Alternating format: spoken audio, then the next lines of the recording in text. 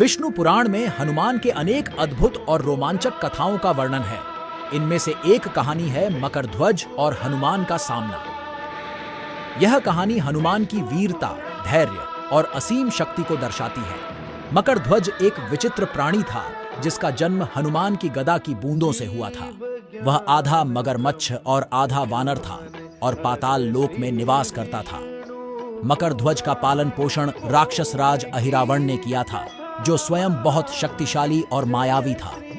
जब रावण के भाई अहिरावण ने भगवान श्री राम और लक्ष्मण को छल से पाताल लोक में बंदी बना लिया, तब विभीषण ने हनुमान को इस संकट की सूचना दी।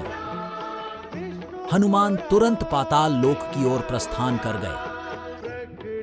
वहां पहुंचकर हनुमान ने देखा कि मकरध्वज द्वार पर पहरा दे रहा है।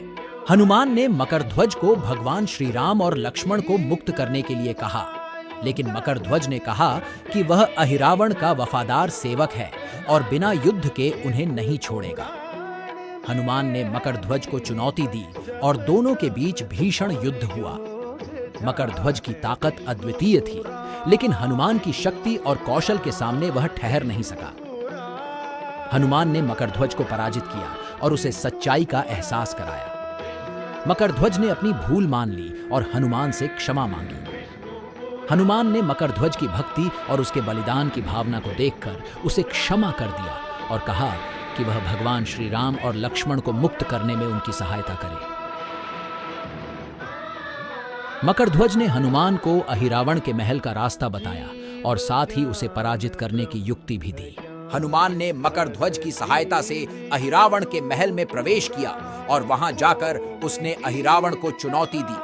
दोनों के बीच घोर युद्ध हुआ, जिसमें हनुमान ने अहिरावण को मार गिराया, भगवान श्री राम और लक्ष्मण को मुक्त कराया और उन्हें सुरक्षित पाताल लोक से बाहर ले आए।